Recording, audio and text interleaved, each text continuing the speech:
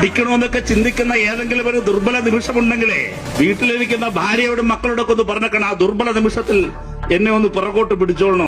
ഭയങ്കരമായ ആള്. വെറും ഭയങ്കരനല്ല, ഭയങ്കരമായ ആളും. ഈ പാർട്ടി ഒന്ന് തല്ലി നോക്കൂ. ഈ പാർട്ടി അങ്ങനെ ഒറ്റതിരിഞ്ഞ് ആക്രമിക്കാം. ഒരു തീയായി അഗ്നിയായി അത് ആളിക്കത്തും. നോക്കിയടാ, അത്രയും വേണോ? വേണം, കുറച്ച് കടുപ്പത്തിൽ ഇരിക്കട്ടെ.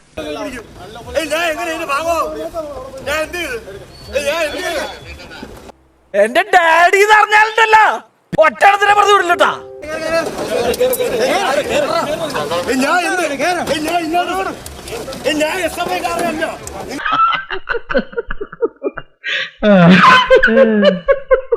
എന്താടാ പുച്ഛിച്ചൊരു ചിരി?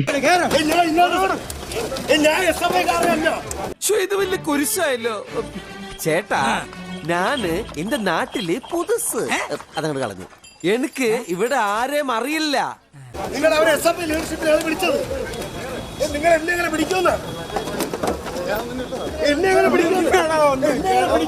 ഞങ്ങളുടെ ടീമിനോടെങ്ങാനും ഉടക്കം വന്നാലുണ്ടല്ലോ നിന്നെ വെറും തെണ്ടി പിള്ളേരെ കൊണ്ട് ഞാൻ തല്ലിക്കും. കാണണോ പാഞ്ചി അടിയടേ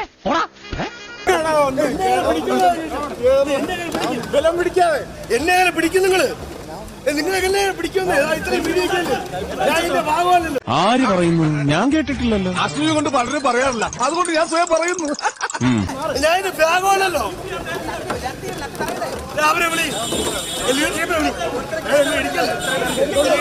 കുണ്ടെ തല്ലുന്നതിനൊക്കെ ഒരു അതിലുണ്ട്.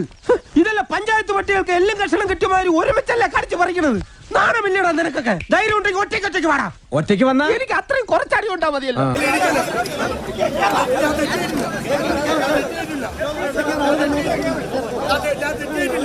ഈ ഭാസ്കരൻ ആരാന്നാ പറഞ്ഞ? ഗുണ്ട ഉണ്ട.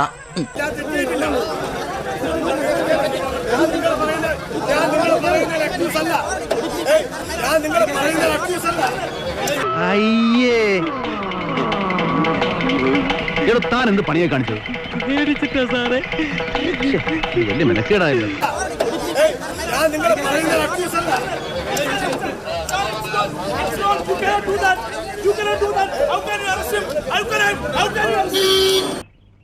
ഇവനൊന്നും നമ്മളെ പോലെ സംസ്കാരമുള്ള കുടുംബത്തിൽ പറഞ്ഞവനല്ല കരിമിക്ക. പണിയെടുത്ത് തിന്നണമെന്നൊക്കെ ആഗ്രഹമുണ്ട് സാറേ, പക്ഷെ പറഞ്ഞു പറ്റിച്ച് തിന്നാലേ വായിന്നിറങ്ങുള്ളൂ. ശീലായിപ്പോയി, മാറ്റിക്കോളാം. മാറ്റണ്ട.